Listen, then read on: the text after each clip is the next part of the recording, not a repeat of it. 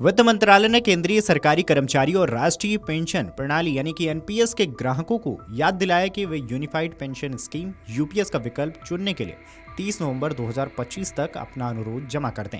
यह अंतिम समय सीमा है। इसके बाद इस नए योजना का लाभ उठाने का मौका खत्म हो जाएगा। सरकार की ओर से यूपीएस चुनने की डेडलाइन जारी करने के लिए यह अहम माना जा रहा है, क्योंकि सरकार और कर्मचारियों के बीच पेंशन योजना पर लंबे समय से तनातनी बनी हुई है। अब ऐसे में आपके मन में सवाल होगा कि आखिर यूपीएस क्या है। चलिए विस्तार से बताते हैं।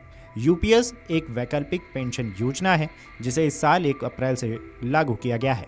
यह योजना एनपीएस के भीतर काम करती है, लेकिन इसमें बाजार के उतार चढ़ाव का जोखिम नहीं है। यूपीएस के तहत कम से कम 25 साल की सेवा पूरा करने वाले कर्मचारियों को उनकी अंतिम 12 महीनों की औसत मूल्य का वेतन 50% पेंशन के रूप में मिलेगी। इसके साथ ही जीवन साथी को पेंशन और ग्रेच्युटी का भी प्रावधान है। अब यूपीएस क्यों खास है, चलिए उस पर भी नजर डालते हैं। तो यूपीएस के तहत केंद्रीय कर्मचारियों को मुख्य रूप से 3 तरह के लाभ देने की बात कही गई है। पहली, गारंटी आय। यूपीएस एनपीएस की तरह बाजार निर्भर नहीं है, लेकिन बल्कि इसके तहत निश्चित और महंगाई के आधार पर पेंशन तय करने की बात कही गई है। दूसरा, लचीलापन। यूपीएस के साथ कर्मचारियों को लचीलेपन की सुविधा मिलेगी। यूपीएस चुनने वाले कर्मचारियों के लिए भविष्य में फिर से एनपीएस में लौटने का विकल्प खुला रहेगा। तीसरा, अतिरिक्त लाभ।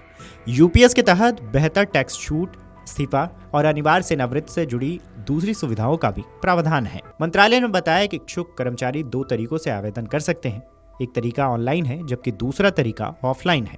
कर्मचारी सेंट्रल रिकॉर्ड कीपिंग एजेंसी यानी कि सीआरए सिस्टम के जरिए ऑनलाइन आवेदन दाखिल कर सकते हैं।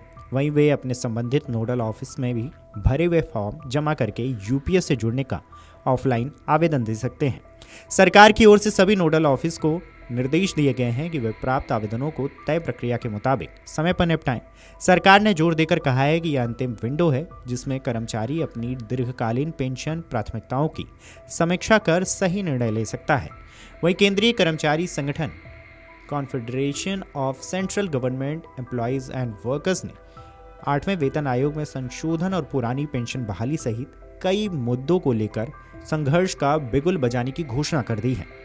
कॉन्फेडरेशन के महासचिव एसबी यादव के मुताबिक सिलसिलेवार संघर्ष के लिए राष्ट्रीय कार्यकारिणी के सभी सदस्यों, पदाधिकारियों और राज्यों की सभी केंद्रीय कर्मचारी समितियों के महासचिव और संबंध संगठनों के सभी मुख्य कार्यकारी अधिकारियों को अलर्ट किया गया है। कर्मचारियों को तैयार करने के लिए एक गहन देशव्यापी अभियान चलाया जाएगा। राष्ट्रीय सचिवालय के सदस्य तय कार्यक्रम के मुताबिक विभिन्न राज्यों का दौरा करेंगे। यह अभियान 15 दिसंबर तक पूरा किया जाना है। 16 दिसंबर को सभी कार्यस्थलों, कार्यालयों में दोपहर के भोजन के समय विरोध प्रदर्शन आयोजित किए जाएंगे। Video desk अमरउजाला.com।